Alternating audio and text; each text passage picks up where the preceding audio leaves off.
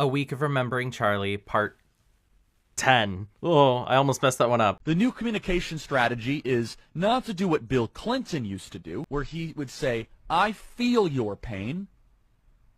Instead, it is to say, you're actually not in pain. So let's just, very short clip. Bill Clinton in the 1990s, it was all about empathy and sympathy. I can't stand the word empathy, actually. I think empathy is a made-up New Age term that does a lot of damage, but it is very effective when it comes to politics. Sympathy I prefer more than empathy. That's a separate topic for a different time.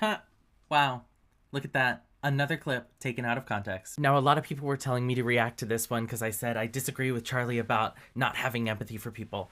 And I do still disagree with him because I think we can have empathy even though it might not be in the sense of like feeling exactly what they're feeling. For example, I'm someone who's an empath in the sense of that when I see you laughing, if I see people laughing, I smile and laugh with them. If I see people crying, I'm gonna cry with them and for them. Even if I don't understand what they're going through, I still have those feelings when I see people expressing those feelings. And I've always been that way. Whereas I look at sympathy as a little bit more of a distant word. I'm not sure if that's the best way to describe it, but basically like sympathy, you have an understanding of what the person is going through and you have support for them, but you don't necessarily feel for them. That's why I disagree with Charlie on that one. I don't necessarily think that empathy is a bad word, but I do think it has been massively overused and underrepresented in what it actually should mean. So many people use empathy as a throw-around term, like racist, like bigot, like